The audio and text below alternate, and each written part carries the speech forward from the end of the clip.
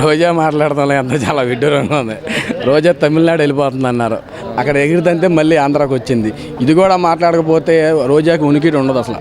మామూలుగానే రోజా నగరిలో ఇక అడ్రస్ లేదు, ఇంకా ఇక అసలు అడ్రస్ ఉంటుందా కాదు. ఇక చెప్పు పెట్టులు కొట్టి ఆల్రెడీ అవి జరిగిందిగా, ఎన్నో శబ్దాలు తీసింది, తొళ్ళగొట్టింది. జగన్ అన్న మా జగన్ మా జగన్ మా జగన్ ఏమైంది? ఆమె ఎవరు చెప్పింది 74 మానభంగాలు జరిగినాయి, లిస్ట్ ఇమ్మని చెప్పండి. ఇక్కడ ఊరేసుకుంటా 74 మంది మానభంగాలు జరిగినాయని చెప్పింది. అరే తాడేపల్లి ప్యాలెస్ పక్కన మానభంగం జరిగితే దిక్కులేదు, నోటుకు వచ్చాడు వాకూడదు. ఒక ఆయన వెళ్ళి రాష్ట్రపతి పరిపాలన పెట్టమంటాడు. ఏం జరిగింది ఇక్కడ? రాష్ట్రపతి పరిపాలన పెట్టాలి, సంక్షేమం అభివృద్ధి చేస్తానే రాష్ట్రపతి పరిపాలన కావాలా? అడిగేవాళ్ళు ఈయనవాడు సన్నాసిలా కనపడడం, అంతకంటే ఏం లేదు బాబు. రోజా గారు చేసిన వ్యాఖ్యల గురించి మీరేం చెప్తారు? అసలు ఆ అమ్మాయి గురించి మహిళ కాబట్టి ఆ అమ్మాయి గురించి మాట్లాడటానికి ఏం లేదు. అసలు ఆ అమ్మాయి మహిళగా మాట్లాడతల్లా.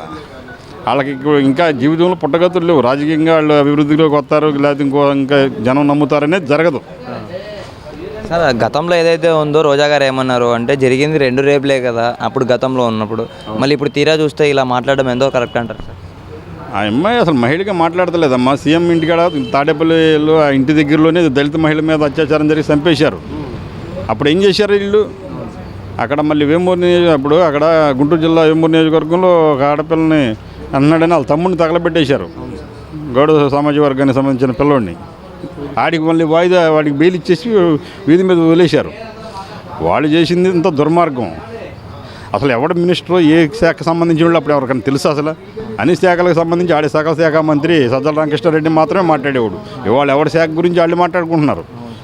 ఇవాళ క్లారిటీగా ఉంది పరిపాలన. ఈ శాఖకి మంత్రి అని ఎవరికి తెలియదు.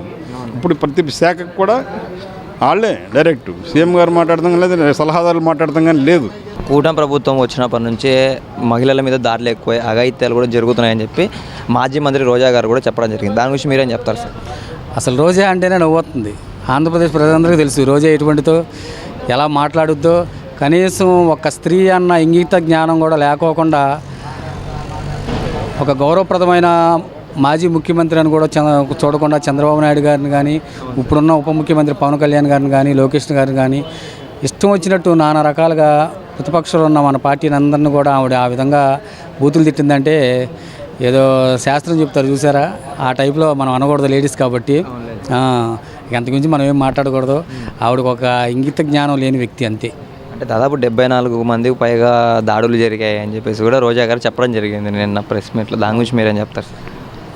74 మంది జరిగిందంటే సాక్ష్యాలు అయ్యి చూపించమనండి, కంప్లైంట్ ఇవ్వచ్చు. వాళ్ళు ఎవరో కనీసం చనిపోయిన వాళ్ళ పేర్లు కూడా తెలియదు, దాడులు జరిగిన వాళ్ళ పేర్లు కూడా వాళ్ళకి తెలియదు. ఏదో ప్రెస్ మీట్ పెట్టాలి, ప్రభుత్వాన్ని అలర చేయాలి, ఈ ప్రభుత్వానికి చెడ్డ పేరు తేవాలి, ఈ ప్రభుత్వం ఉన్న కొద్దికి డెవలప్ అవుతుంది, మంచి పేరు సంపాదించుకుంటుంది అని వాళ్ళని దెబ్బతీయాలని. అలాగే ఆ పార్టీలో ఉన్న క్యాడర్ కూడా ఆకర్షితులై మన పార్టీ అభివృద్ధిని చూసి రావడం జీర్ణించుకోలేకపోతున్నారు.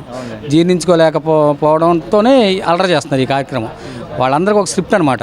ఈ వైసీపీలో ఉన్న కొంతమంది నాయకులందరూ ఒక స్క్రిప్ట్, ఎట్లా అలర చేయాలా, జనాల్లోకి ఎలా తీసుకెళ్లాలా. గత 5 ఏళ్ళు అలాగే చేసింది, ఇప్పుడు అలాగే చేస్తుంది. గత 5 ఏళ్ళు జనాలు చెప్పుతో కొట్టినట్టుగా చూపించారు, అధికారం గద్దెదించారు, ఇక భూస్థాపితం చేసేస్తారు. అసలు ప్రతి ఒక్క ఎమ్మెల్యే మినిస్టర్ అనే హోదాను మరిచి దిగజారిపోయి ప్రజల్ని తిట్టడం, కొట్టడం, అలాగే ప్రతిపక్ష పార్టీ నాయకులు విమర్శించడం, అన్పార్లమెంట్ లాంగ్వేజ్ మాట్లాడటం వల్ల ప్రజలు కూడా ఇసుకెత్తిపోయారు. వీళ్ళ ప్రజాప్రతినిధులు అంటే వీళ్ళ ఇటువంటి వాళ్ళని అసెంబ్లీకి పంపిస్తే మన పిల్లల భవిష్యత్తు, మన భవిష్యత్తు పాడవుద్దని ఆలోచించి కూటమి ప్రభుత్వాన్ని ఎన్నుకోవడం జరిగింది. మరి అట్లా మాట్లాడకపోతే వాళ్ళకి మంత్రి పదవులు ఇచ్చింది దేనికి? అట్లా మాట్లాడమని జగన్మోహన్ రెడ్డి ఇచ్చాడు. అంతేగాని ప్రజలకు మంచి చేయండి, వాళ్ళకి మంచి పాలన అందించండి అని చెప్పాల. మీరు ఎంత బాగా లాంగ్వేజ్, అన్పార్లమెంట్ లాంగ్వేజ్ వాడి తిడతారో, ప్రతిపక్ష పార్టీ నాయకులు కానీ మహిళలు కానీ దూషిస్తారో, మీకు అంత ఇమేజ్గా నేను అంత చూసుకుంటాను, మిమ్మల్ని డెవలప్మెంట్ చేస్తాను మిమ్మల్ని అతను హామీ ఇవ్వడం వల్లే వీళ్ళు ఈ విధంగా ప్రవర్తించడం జరిగిందనమాట. చెప్పాం అన్న, ఇప్పుడు మనం చూస్తూనే ఉన్నాం మహిళల మీద దాడులు జరుగుతున్నాయి. కూటమి ప్రభుత్వం వచ్చిన తర్వాత ఎక్కువగా దాడులు జరుగుతున్నాయి. దాదాపు 74కు పైగా దాడులు జరిగాయని చెప్పేసి మాజీ మంత్రి రోజా గారు కూడా చెప్పడం జరిగింది. దాని గురించి మీరేమంటారు అన్న? గత ప్రభుత్వంలో ఇంతకన్నా ఎక్కువే జరిగినాయి. ఇవాళ ఇప్పుడు తప్పు జరగకుండా ఎక్కడ ఉండదు, దాన్ని సమర్థించడంలో ఈ ప్రభుత్వం అయితే ముందంజలో ఉంది. అవునా కాదు? అంతకుముందు పోలీసులు అనేవాళ్ళు ఎటువంటి చర్యలు తీసుకునేవాళ్ళు కాదు. వైసీపీ వాళ్ళు చేసినా అసలు ఎటువంటి చర్య తీసుకోవాలి. ఇప్పుడు ఈ ప్రభుత్వం, కూటమి ప్రభుత్వం వచ్చినాక మట్టికి ముందంజలో ఉంది. అది అంటే దిశ యాప్ కనుక ఉండింటే ఈ వాడికి ఇలాంటి దాడులు జరిగేటివే ఉండేది కాదు అనేసి కూడా రోజా గారు చెప్పడం జరుగుతుంది. దాని గురించి మీరేం చెప్తారు? దిశ యాప్ అసలు అక్కడ అడ్రస్ కూడా లేదు అసలు నాకు తెలిసి. దిశ యాప్ అన్నారు కానీ మహిళలకి ఒక దిశ యాప్ ద్వారా నాకు ఈ న్యాయం జరిగిందని ఒక ఏమి కనీసం ప్రెస్ మీట్ కానీ ఏమి బాధితురాలు కానీ ముందుకు వచ్చి నాకు ఈ న్యాయం జరిగిందని ఎప్పుడూ చెప్పుకోవాలా, గోరు చెప్పుకోవాలా, అసలు అవకాశం కూడా లేదు.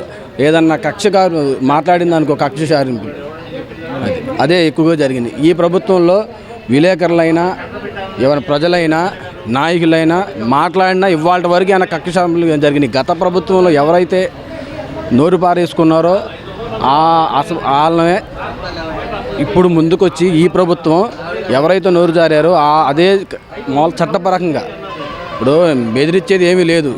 వాళ్ళ వీడియోలు ఉంటాయి, తీసిన మాట్లాడలు ఉంటాయి. ఏదైతే చేశారో అది ఈ ప్రభుత్వం చట్టపరంగా తీసుకుంటుంది. ఏ నాయకుడైనా ఎమ్మెల్యేనో ఇల్లు ఇంట్లోకి వెళ్ళి లాక్కొచ్చి కొడతలేదు, పోలీస్ స్టేషన్ తీసుకెళ్తల్లా, ఏ బెదిరింపు కాల్స్ డేటా తీయండి. ఈ ప్రభుత్వం వచ్చి నాకు ఎమ్మెల్యే అలా వచ్చి బెదిరించి వాళ్ళని వాళ్ళని వైసీపీ వాళ్ళని బెదిరించి చేశారా? చట్టపరంగా ఎవరైతే ఉన్నారో లోకేష్ రెడ్ బుక్ ఉన్నాడు కదా, అదే పని దాని పని చేసుకుంటూ ఉంటారు. ఇప్పుడే అవల్ల అంతకాలం 3 నెలలే, ఇంకా ముందుంది ముసలి పండుగ. అలా మా రోజా గారు ఓడిపోయినప్పటి నుంచి ఎప్పుడే కానీ ప్రెస్ మీట్ పెట్టాల, కానీ ఇప్పుడు కేవలం మహిళల మీద దాడులు జరుగుతున్నప్పుడు ఎందుకొని వచ్చి మాట్లాడుతున్నారంటే మీరేం చెప్తారు? దీనికి వాటికి ఏమైనా సంబంధం ఉందంటారా మీరు? రోజా మాట్లాడతాం అంత చాలా విడ్డూరంగా ఉంది.